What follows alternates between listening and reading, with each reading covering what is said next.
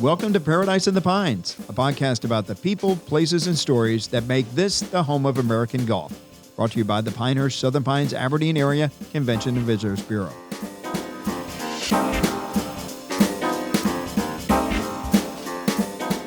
And hello again, everybody. This is Phil Wers, President and CEO of the Pinehurst, Southern Pines, Aberdeen Area Convention and Visitors Bureau.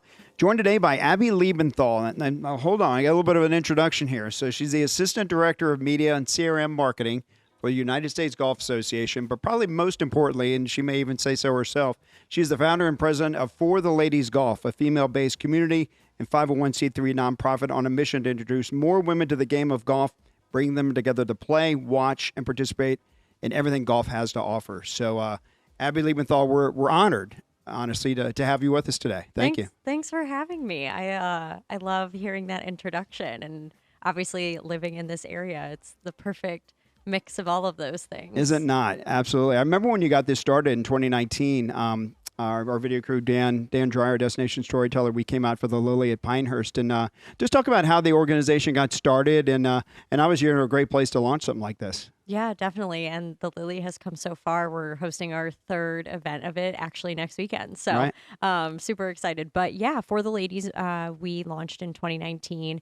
And it was really just out of wanting to introduce more of my friends to the game. And they were reaching out to me saying, can you teach me how to play golf? Right. I am a leisurely golfer. So no, I cannot teach them how to play golf. But since I've worked in the golf industry, since I graduated from school, I had a lot of just like various connections. I was working at Titleist at the time.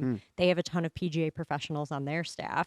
And we just put together a golf clinic. And I thought 30 of my friends would show up that day, and 70 people showed up that day. And we've kind of exploded from there. And so when you talk about the Lily, did that evolve from what the clinic was? And then you're like, hey, we could probably have events. Sure. How did that all develop? Yeah. So, yeah, I mean, we launched in 2019, and shortly after that came the pandemic, unfortunately. And so in that time period, it was good for me to step back and like think about what else could we be doing with For the Ladies. It can be so much more than introduction to golf clinics. So thought about that a lot. We started a podcast, developed our website, like kind of tried to become everything that we could be with the resources I have. And as part of that journey, kind of figured out that there were other opportunities and there were other women at different stages of their participation in golf, and how could I reach them as well. So we've developed so many more types of events since then, whether it's happy hour nines or the golf getaways, which we kicked off with Pinehurst in 2021. So we've added so much since that very first introduction to golf clinic. That will always be kind of our flagship program and bread and butter, but we've grown so much since then. You talked about working for working for Titleist, and I'm sure this is before you worked for the USGA. What instilled in you the game of golf? How did you get started in the game? Yeah, sure. So my parents put me into it. We belonged to a country club growing up, and so I had the privilege of getting out every summer, getting to go play. Did junior golf camps, and then we'd go to the pool afterward. And I always stuck with it, but really from a leisure perspective. I played high school golf. It was fun, but I was like, I'm not a competitive golfer. But I always loved playing. I loved being out on the golf course. I loved the connections that I could make through it. So I always just kept playing regardless. And that kind of stuck with me and then grew even more when I started working in the golf industry. Now, when you were growing up, were there other ladies and girls that you played with, or did you play mostly with the guys, or how did you kind of connect with the ladies? Yeah, good question. In my junior golf programming, there actually was a good amount of female golfers. And this was where? In Toledo, Ohio, where I was raised. And yeah, there was a good junior golf program, and it was male and female. I would say it was probably like 70% male, 30% female. But I always had some sort of community around me, and quickly realized when I grew up, there are so many people who don't have a community of other female golfers that they could play with. I had, in my midlife crisis, I became a PGA teaching professional. And one thing I realized was that, there are also guys that get intimidated by the game of golf. If they don't play well, you don't want to tee it up with some guy who, if they find out, hey, I'm playing with a 5 handicapper, and they get super nervous. what was it like, as a lady? I mean, when you look at the game of golf, talk about the intimidation factors. If I know some guys that aren't good or skilled players, they're intimidated, especially if they go play a really nice course and Totally. you're losing 25 balls. So it's like, what is it, that factor for intimidation for ladies to try to break the ice and make them realize, like, this isn't that intimidating a game. It's a game that can last a lifetime and be a lot of fun. Yeah, I think it's the situation. So if you are a female and you walk up to the driving range and you realize you're the only woman at the driving range, there's just like that sense of everybody's watching you. It might even just be a subconscious thing. Right. But I agree with you. It doesn't really matter what your gender is. The game can be super intimidated, whether it's the golf course that you're playing, how you're playing that day. Is it your first time playing? Like, that's intimidating. Do you know where to stand? Do you know when you should putt? Where do you mark your golf ball? Like, there's just a lot of unwritten rules about golf. And if you're new to the game, regardless of your gender, it can be tough. Talk about the camaraderie. When you started this program, and there were clinics and now there are events and you travel around. I mean, I would imagine at some point there's some ladies that go to multiple events because they get more comfortable with the game and they love the ladies they're connecting with in the game as well. Yeah, that's been really the most fun part is we have women who have come to the Lily, for example, at Pinehurst Resort every single year. Mm-hmm. And they look forward to seeing the people that they saw at those events as well as meeting new people along the way. And I think what I love the most is honestly when we have women who participate in our golf getaways, then go on golf trips of their own, like together though, with the people that they met cool. at our golf trips, which I think like that's been the really fun part is to see we have created such a fun space for them that they feel like they can go do it on their own.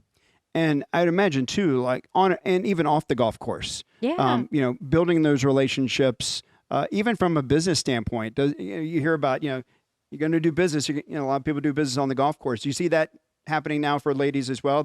You see people like Susie Whaley and other leaders in the game of golf, Condoleezza Rice. Yeah. Just amazing leaders for women, but also great examples on the business side as well as golf. Yeah, that was something that I learned along the way with For the Ladies is I never really saw the situation of, business was happening on the golf course and I was missing out because I didn't have that opportunity. I never personally dealt with that. So it just wasn't really on my radar. It was something I thought we always said, but it actually is very true. I have so many women who come to our golf clinics because they've missed out on opportunities in their workplace because they didn't know how to play golf. Right. And so they came to our golf clinic or they've gone on a trip. And every time they come on a trip, they're like, my colleagues are so jealous that I'm going on this trip. But that was something that I had never realized before For the Ladies and saw it so tangibly once I started meeting people who participated in our events. Now, places you're going to, I was doing a little research here. You're going to be in Charleston, Charlotte, Austin, Raleigh, the Triad region of North Carolina, Boston, Nashville, Philly, D.C., Cleveland, Minneapolis, Dallas, New York City, Milwaukee. So, you've pretty much run the gamut of the entire United States. So this is great. And as a nonprofit, how are you able to do this and make this happen? Yeah, that's a great question. It certainly takes a village. Right. So I have been so lucky, especially in 2023, that so many people have reached out about wanting to volunteer.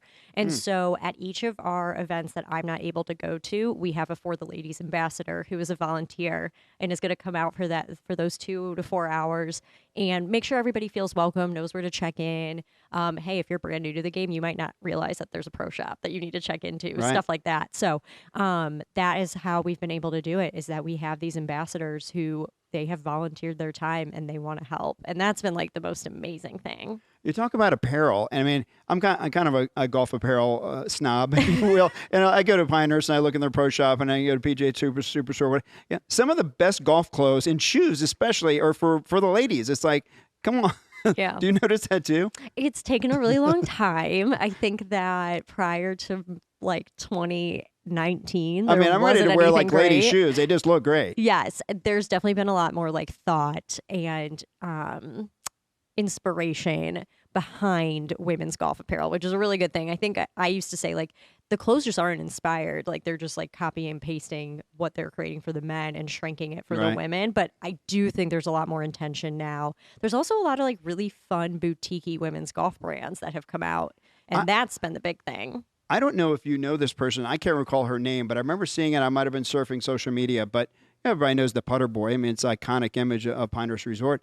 But this young lady came up with Putter Girl. Oh my gosh, funny. And I'm I like, haven't seen how that. brilliant. I Yeah. mean, absolutely brilliant. So cute. I don't, hopefully she runs into no copyright infringements with the resort, but what a brilliant idea. But again, it's something else that is spurred by women enjoying the game of golf. Yeah. It's really cool. Who is your inspiration? I know, we're here in the home of American golf, and people think about Peggy Kirk Bell, the matriarch of Pine Needles, and helped get 4 U.S. Opens at Pine Needles. And of course, the resort had one as well that Michelle Wee won in 2014, and we'll bring the women back here at number 2 in 2029. So not too far away. And so who's your inspiration in the game of golf or even in business? Yeah, great question. I would say right now I am really inspired by 2 female golf course architects, Angela Moser, who is doing course number 10 at Pinehurst Resort, as well as Christine Frazier. And I think it's just because like they're so intentional about what they want to bring to the golf course experience, and they want to make sure that it's for everyone. Right. They want to make sure you're playing every club in your bag, and they're inspiring me a lot right now from a golf perspective, for sure. You mentioned Angela. You mentioned 2 things. One, and I was corrected by Tom Pasha because I said it was the 10th course. Number 10. I said it was number 10. He goes, no, it's the 10th course, not number 10. It's like, okay, Tom. Noted. And so I made sure of that. So I make sure I'm very, very deliberate when I mention that. But we mentioned about getting Angela Moser here on our podcast. Yeah. And Tom Doak has got her working from dawn to dusk. And, she's moving earth. She's gotten her out in there literally getting her fingernails dirty and her toenails and her hair. I mean, she's out there digging the dirt, but she's been around the world doing this. So she's got tremendous amount of experience. And Tom said, you know what? She might be able to do your podcast, but you're going to have to do it when it's dark because Tom Doak's got her working Or when the course is done. Exactly, which is going to be done, probably this fall, but open next year in time for the U.S. Open, it was right around the corner. So we'll put Fore the Ladies on the back burner for a sec, but let's talk about the USGA and your responsibilities with them. I mentioned you're the director of media and CRM marketing. So for some folks may not know what that means. What exactly do you do for the USGA? Yeah, I work within the marketing department, and in my role, it's been really fun because I get to support all parts of the organization, whether that be our major championships, our amateur championships, or the green section, our members or foundation, and just from my perspective, I'm supporting them from a paid media perspective, so advertising, but also like email marketing, anything you may see on like a website or paid social media, that's kind of under my realm. Do you get to travel to any of the events as well? Yeah, I believe this year I'll go to the U.S. Open and the U.S. Women's Open, which is headed to Pebble Beach for the first time. Right, that's going to be exciting. It's going to be amazing. I'm not totally sure what my role will be at those this year, but I'm super excited to just kind of help and get my hands dirty with those. Now, you said you grew up playing golf, and obviously you played at Pinehurst. What are some of the other, you got back from Bandon Dunes last year. What are some other great courses that you played around the country? Oh, gosh. I've been so fortunate to get to play at so many great places. I grew up at playing Inverness Club, which is in Toledo, Ohio. It will host the U.S. Women's Open in 2027. And they had the Solheim Cup there last fall. I was fortunate enough to play the Olympic Club after the U.S. Women's Open out there. But when I was working out at Titleist, got to play Catanzit Club, which is just beautiful and along the water. So many places. And that's the cool part about the game, right? Is like we have access to so many different types of locations that we can check out. And on this podcast too, we talk about, the people, places, and stories that make this the home of American golf. Yeah. And so, we're so blessed to be here. I mean, you could play a U.S. Open course every day. Well, a couple of them, number 2 and Pine Needles. Just talk about, being in Pinehurst, the USGA coming to Pinehurst for their second headquarters. How excited are you and the organization to be able to call this your second home, anchor site for the U.S. Open, World Golf Hall of Fame? There's a lot happening and just a lot of excitement around your organization right now. Yeah, I can only speak to my personal excitement, but I think it's just created this amazing space for golf where there's just always going to be something that you can do, whether it's playing U.S. Open venues or being around a community that lives and breathes golf. I mean, that's why me and my husband wanted to move here, is because we love this community. I also think that just the community of Pinehurst, Aberdeen, Southern Pines in general. I've said this to a lot of people, like everyone shows up for events, whether it's, the Friday events or festivals. Right. That's what I think I've appreciated the most. And I think to bridge it back to golf, like everyone will show up for all the golf things going on in the community as well. The so you're going to have an office in. We're seeing this come to. It is popping up quick. It seems like we were just there for the topping off ceremony. I think that was in December. But yeah, it is springing up out of the ground. So I know it has to be done by the end of this year in 2023. So I think it may be done before Thanksgiving. I mean, they're moving along. So you're going to have an office right there. So. You're going to get a corner office? What I'm personally excited for is just like going out to Thistledew and putting at lunch, some happy hours at the Cradle. No, I mean, how amazing is it that I can tell people, yeah, my office is, just a 150-yard shot away from the first tee of the Cradle. Like, it's awesome. We were talking earlier about girls getting involved in the game of golf. You talked how you played, and just looking at some statistics before this podcast. And this is the 50th year of Title IX, which opened up the door, as you know, for women in sports across the board. So back in 1971, girls represented 1% of high school golfers, and so now, according to the National Golf Foundation, girls now make up 36%. Wow. Of high school golf participants. The number of female players increasing by 43% since 2014. So, Title IX made a huge difference, but I think collectively, at least on that side of the golf game, women's golf is grown tremendously, almost to the point it's going to equal men at some point. Do you agree? I mean, you see so much on the high school level, now the collegiate level. These girls are so talented, and it's just as competitive to make the LPGA Tour as it is in some cases the PGA Tour. Yeah. Do you think? I would say what I'm most interested by, and we'd have to look into the numbers, is how many girls are sticking with golf after high school, because that almost 40% is wonderful. But when you go to college, are you staying with it? Are you playing leisurely after you graduate? And that's the retention that I'm most curious about, and that's also where I hope Fore the Ladies can help. Absolutely. Yeah. We've talked about Fore the Ladies. So if somebody wants to get involved with Fore the Ladies, what's the website and how can they find out more? Yeah, well, definitely follow us on Instagram at Fore the Ladies, and that's FORE. No surprise there. And then also our website is foretheladies.net, and that's where you can also just like contact us. Hey, if you want to host an event in your city, if you want to be a volunteer, that's where you can reach out to us. Now, if say a young lady is in a town and I'll tell you a great story. I just got back just popped into my head. I just returned from the North Carolina Tourism Conference, and Amanda Baker works for Visit North Carolina. Okay. And so she made they know I represent Pinehurst, so they're talking about the U.S. Open, the PGA, or the USGA coming to town, and everything that's happening here.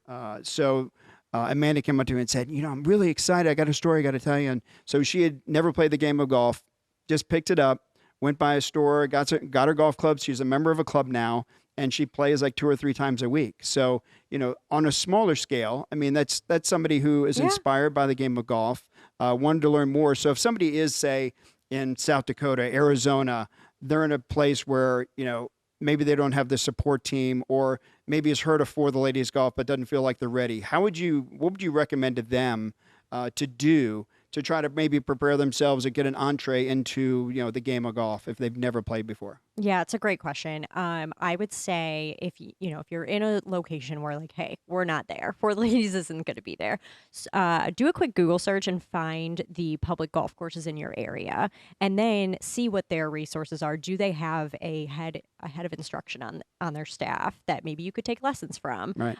Do they have programming that's focused for adults who are trying to get into the game? And hey, if you can't find the public course in your area, you can always search PGA.com. They have a full listing of PGA professionals across the nation. And I always tell people, like, if you want to pick up the game and you want to take it seriously, like, you got to take lessons or at least get involved in like group clinics. Yeah. Because that's the only way you're going to get better, is by getting the right instruction right at the beginning, Right. and then of course practicing. Now you have your own podcast as well. So talk Yeah. about your podcast, when it started, and how long you've been at it. Oh my gosh, thanks. So yeah, we have the For the Ladies podcast. I started it in 2020 because I was bored. And Everybody was back then. right. And I just started interviewing women who were working in the game. And so we have a segment called Ladies of Golf where we interview women who are leading in the game, playing the game, working in it, and just making it, a better place. And then in addition to that, we also have a segment called Golf 101 where we talk about just like the unwritten rules of the game, whether it's golf slang, golf course architecture, etiquette. And then lastly, we have the mixed bag segment, which is all about what's going on the LPGA tour. So it's been awesome. really fun, and it's a good project. I hope people are listening to it, but it's been really fun. And how's your game? My game is okay. It was much better in 2020 to 2021. But my hope is to play a lot more this year. My goal is really to try and play in a qualifier, whether it's a qualifier for the USGA Women's Mid-Am, or it's to try to play in the Carolinas Golf Association Women's Mid-Am. Like, I would love to try and play like one competitive round this year. I try to play in qualifiers with the CGA. I try to play in the North Carolina Senior Amateur and the Carolina Senior Amateur. I think I've made it 2 out of 6 times when I've tried to qualify. And it's funny, Chris Hill's a good friend of mine. He's our account rep with our state magazine, good friend, and we play a lot of golf together. We're pretty comparable skill-wise, so I convinced him one year to play. It was Holly Ridge. We played up there. I think you have a clinic up there. We played a qualifier there up near in the Triad area.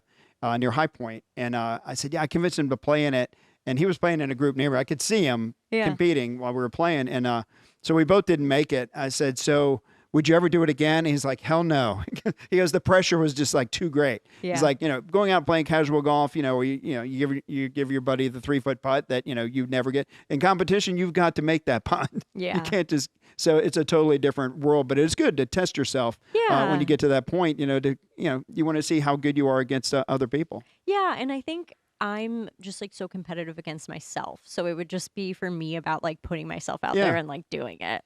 And it's funny because I was watching some of the Players Championship today, and a player who's lesser known, you're playing the golf course. They asked him, it's like, what's it like if you play with Rory, or it's like, he's like, you know what, I'm out there playing the golf course. So, I might see Rory. I might be really intimidated if I play with Tiger. Sure. But the other guys, it's like, okay, I'm trying to beat the golf course, not this guy. So it's the same kind of deal. Yeah. So I know one of your podcasts was about getting a handicap. So I mean, how important is that, or how do you kind of tell people to do that?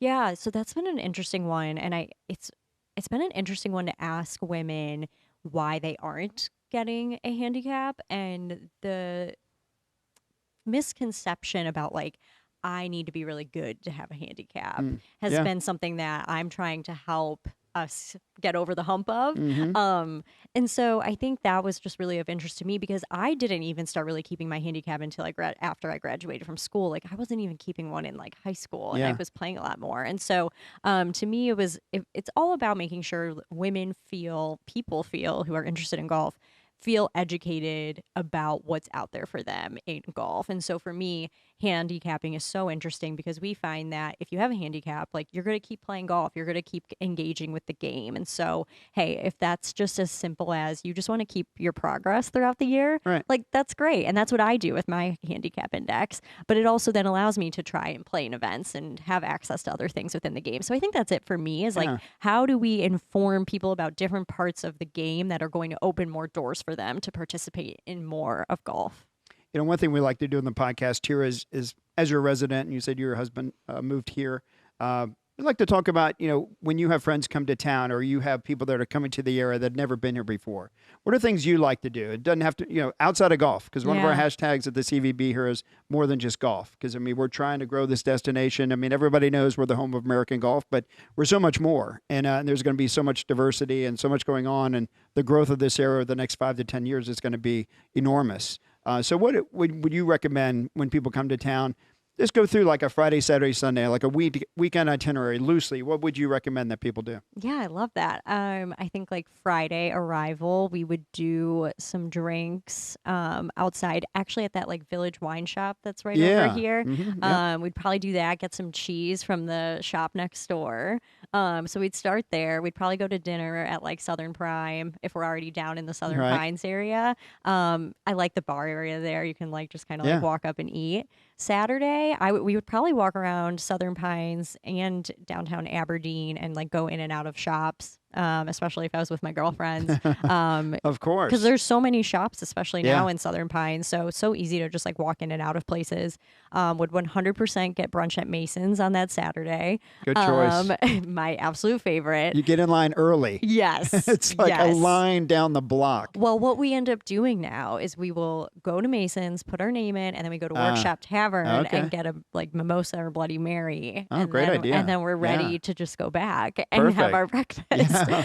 And then walk around Southern Pines in the afternoon and just go in and out of shops. And then for dinner, some of my favorite places are Elliott's on Linden. I love 195 American Fusion. Yeah. So one of those two Good call. places. And then Sunday, probably like pop over to like Red's Corner. Yeah. That's like such a fun Man, what a outdoor hot spot. space. I know. It's I went there one awesome. Friday night. There had to be 300 people there. I know Yeah. Rachel Jurgens, and we got to get her on the podcast too. She's a great lady, and good for her. I know her backstory was that she's tried and tried and tried for years to make that happen, and finally just stuck with it. And finally got it approved by the town. And man, I bet she wishes it was 3 times bigger now, because it is one of the hottest It's so places in town. packed. But it's so a great packed. place. So yeah, I mean, if I wasn't playing golf, those would be like all the things Yeah. I do. I'd probably add the Pinehurst Spa, and if like my mom was in town. Also, and it is the year of the trail. I'm just going to talk about this initiative with the state of North Carolina when it comes to tourism. So you like to walk the golf course, so you must like to walk some trails. So what trail do you enjoy walking? If you like hiking and walking around, what would you recommend? If somebody had a dog and just wanted to go for a good hike, where would you go? Oh gosh, you're gonna have to help me with the name. There's one that's near like the outside course 6 that I'm trying to think of. Dan, do you know that one? Outside of course 6. Maybe. Yeah. Yeah. A lake near Pinehurst number 6. Like the reservoir. Well, Reservoir Park is That might that's just kind be of like behind Sandals Community College. Okay, that's probably what I'm Yeah, referring to. okay. Yeah, I need to clearly check out more of the trails. That's what I can immediately answer for you. For sure. Well, we'll wrap it up with just one more plug for the Ladies Golf. If people want to learn more about For the Ladies, where can they go and learn more? Yeah, fortheladies.net or For the Ladies on Instagram are 2 great places to start. Awesome. Well, Abby Liebenthal, man, it was a great conversation. I enjoyed talking golf and everything else having to do with Pinehurst, the USGA. We're so excited about what you're doing for the Ladies. Keep up the great work. If we can help in any way, please let us do that. Safe travels, and I can't wait to see you in your new office at the USGA Golf House Pinehurst. Thank you so much for having me. Abby Liebenthal. She's leaving Paradise in the Pines, and we'll see you next time.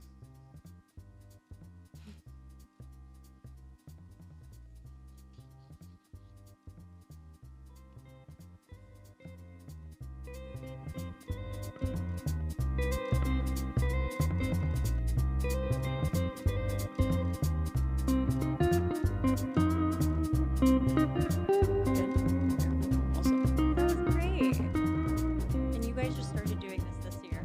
No, it's been about 13 months. Okay, yeah. Nice. So we do one